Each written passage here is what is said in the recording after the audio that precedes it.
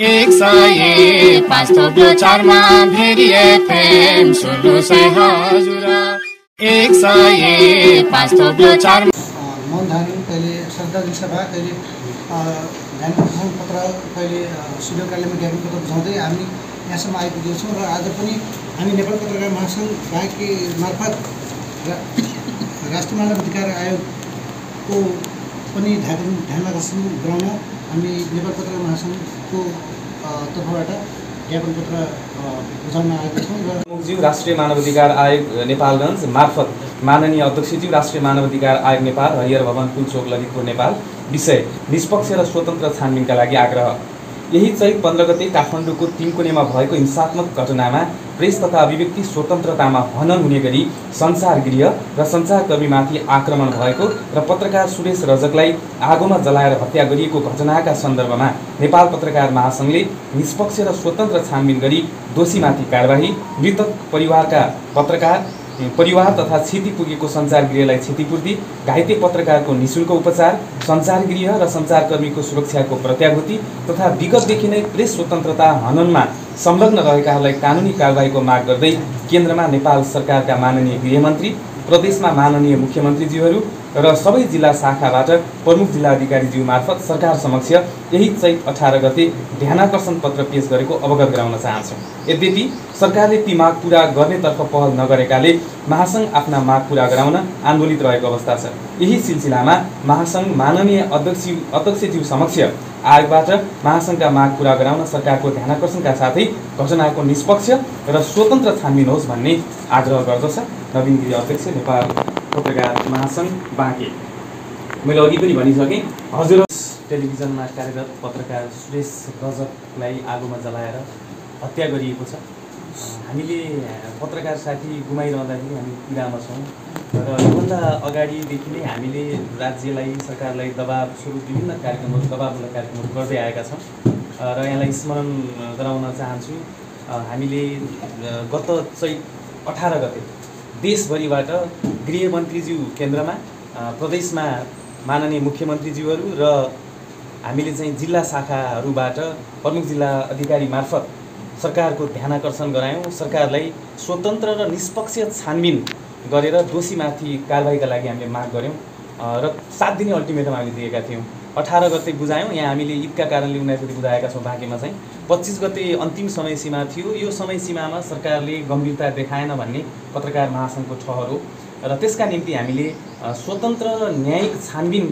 गरेर चाहिँ दोषीमाथि कारबाही र विभिन्न सञ्चार माध्यमहरूमाथि आक्रमण भएको छ त्यसलाई चाहिँ क्षतिपूर्ति दिने कुरा, सँगसँगै विभिन्न पत्रकारहरूमाथि, केही पत्रकारहरूमाथि पनि साङ्घातिक आक्रमण भएको छ। केही अहिले पनि उपचाररत हुनुहुन्छ। उहाँहरूको औषधि उपचारदेखि लिएर क्षतिपूर्तिको कुराहरूलाई लिएर हामी अहिले आन्दोलनमा छौँ। यो हाम्रो दोस्रो चरणको आन्दोलन हो र हामीले भनेका छौँ, यदि वैशाख 6 गतेभित्र पनि हाम्रो माग पुरा भएन, सरकारले गम्भीरता देखाएन, उक्त बर्बर घटनामा संलग्नहरूमाथि कारबाहीका निम्ति अथवा दोषी पत्ता लगाउने कुरामा सरकारको गम्भीरता देखिएन भने हामी सडक आन्दोलन गर्न बाध्य हुनेछौँ भनेर नेपाल पत्रकार महासङ्घले निर्णय गरिसकेको छ र आज हाम्रो शेड्युलमा खास गरी दोस्रो चरणको दोस्रो दिन हामी योभन्दा अगाडि अस्ति बिपी चोकमा श्रद्धाञ्जली सभा गरेका छौँ। हाम्रो स्वर्गीय पत्रकारलाई स्मरण गर्दै दीप प्रज्वलन पनि गरेका छौँ र आज देशभरि चाहिँ राष्ट्रिय मानवाधिकार आयोग मार्फत चाहिँ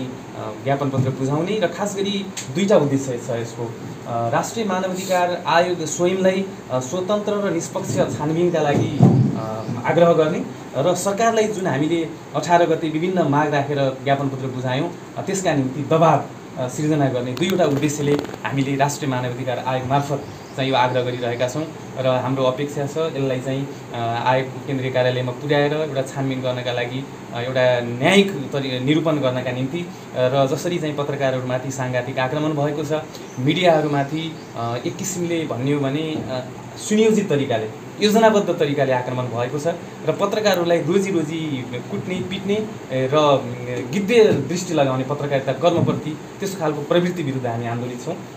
र त्यसकै सिलसिलामा चाहिँ हामीले आज यो नेपालगञ्ज स्थित कार्यालय मार्फत यहाँको प्रमुखज्यू द्वारिका अधिकारीज्यू मार्फत हामी आयोगलाई यो ज्ञापन पत्र बुझाउँदैछौँ र हाम्रो मागको सुनवाई गर्ने सन्दर्भमा र स्वयं एउटा चाहिँ निष्पक्ष छानबिन गर्ने कुरामा राष्ट्रिय मानवाधिकार आयोगले तदारुकता देखाउनेछ भन्ने नेपाल पत्रकार महासङ्घको अपेक्षा छ। यसमा अब कुनै पनि पत्रकारिता र मिडिया क्षेत्र सबैको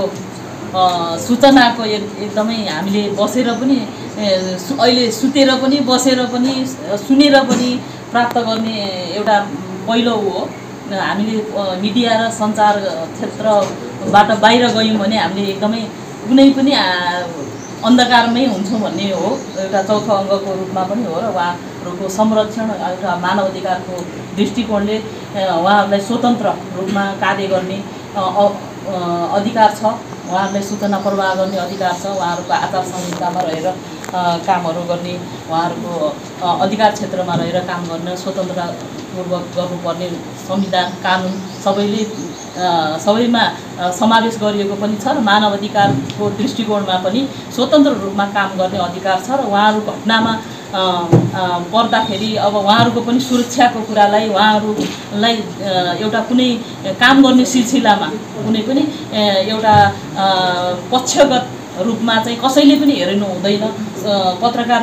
जगत भनेको हामी सबैको साझा हो र स्वतन्त्र रूपमा चाहिँ काम गर्न पाउनुपर्छ। काम गर्ने सिलसिलामा नै उहाँहरूको अधिकार हनन हुने किसिमका घटनाहरू घट्नु हुँदैन भन्ने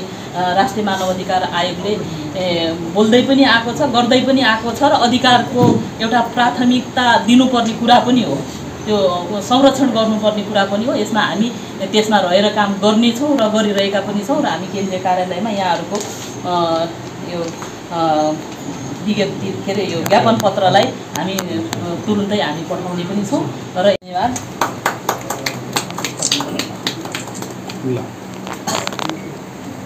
एक सय 5.4 भेरी FM सुन्नुहोस् है हजुर। 105.4